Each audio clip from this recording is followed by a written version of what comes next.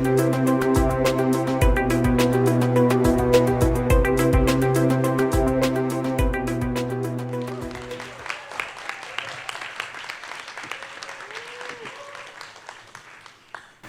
today, I'd like to talk about something that's very personal to me. I love lemurs. Now, it's not their big yellow eyes, or their bushy tails, or even their kung fu ninja stances that make me love them so much. But it's a certain aspect of the behavior of lemurs that I really like. Did you know that lemurs of all ages and both sexes will take care of young lemurs completely unrelated to them, with no benefit to themselves? This kind of behavior is known as altruism, or doing something without expecting any kind of reward in return. Now, lemurs aren't the only animals to show altruism.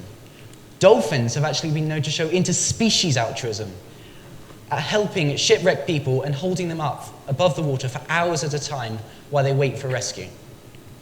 Monkeys have also been known to show altruism through their social grooming habits. But altruism isn't just limited to animals. Now, as some of you can probably guess through this thing here, my leg at the moment is not exactly in tip-top condition. That is because during the summer holidays, when school was out, and I was back in Koh Samui with my family, I decided it might be a good idea to go for a bike ride. That was my first mistake.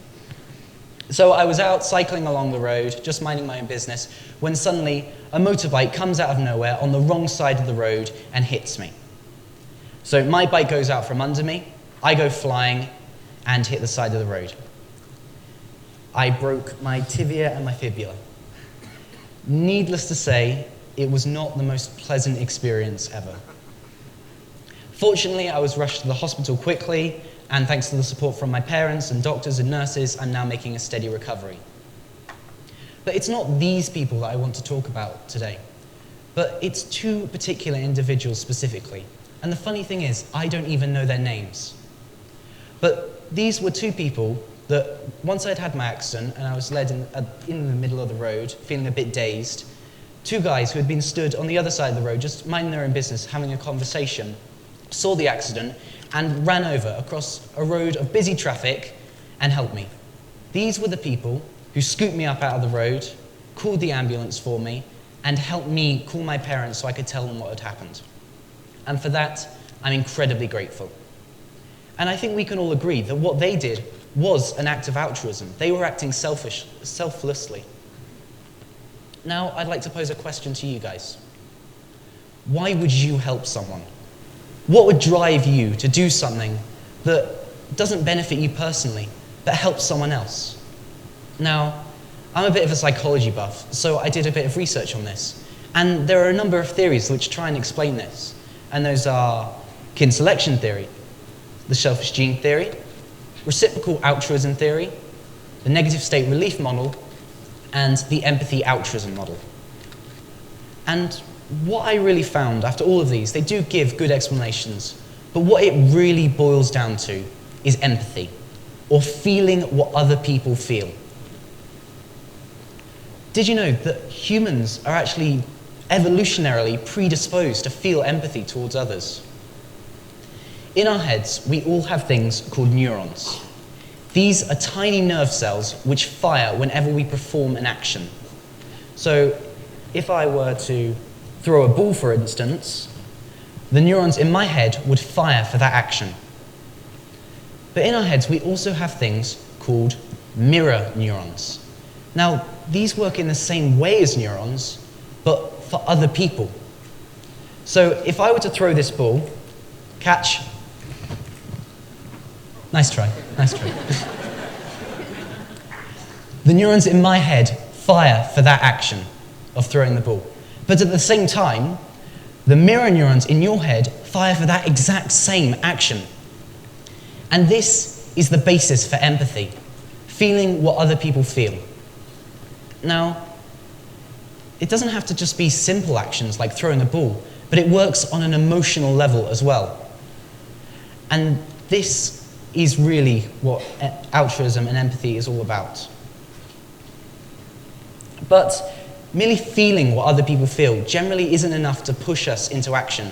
I mean, Most people, after seeing a war on television, wouldn't pick up arms and start fighting.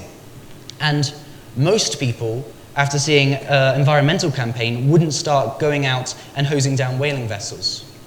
However, there is something that can, and this is called your social identity, or the groups that you belong to that make you who you are. So this could be your nationality, the activities you like getting involved in, or in my case, used to enjoy getting involved in, the country that you live in, or even just the school you go to. All of this helps fixate who you are as a person.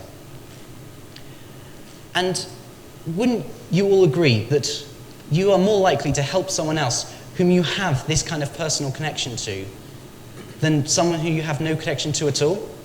I think yes. With the expansion of the internet nowadays and technology, humanity and just people in general are suddenly becoming more and more interconnected with each other. We have things like YouTube, Twitter, Tumblr, Skype, WhatsApp, Facebook, and countless more that I'm not even going to try and name. And all of these are helping us become more connected as a society. I mean, I'm a member of groups on Facebook now that I wouldn't have even known existed, let alone have been a member of, if it weren't for the internet.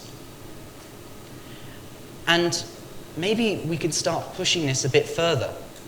Rather than just belonging to groups and performing acts of altruism, we can start doing things that are bigger than ourselves, joining under and uniting under one banner of the groups that we belong to create something bigger than ourselves. This is the Large Hadron Collider in CERN, Switzerland.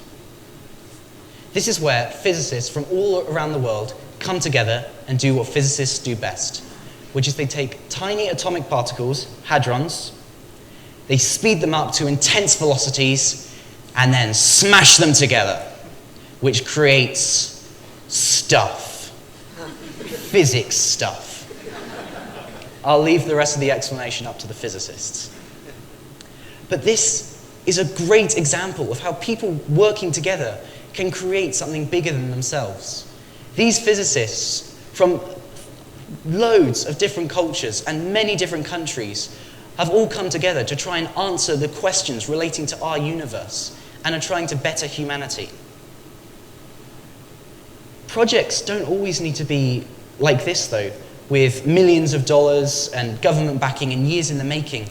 They can be small, community-based ones as well, such as when my class and I went up into the mountains in northern Thailand at the end of last year to build a dam, or to help build a dam, for a group of local hill tribe people. We got in contact with these people through their internet-based homestay program. And if they can do it, why can't we all? Every time we sit down at a computer, with just a few clicks of a button, we can instantly become connected to thousands, if not millions of people worldwide who all share the same groups as us.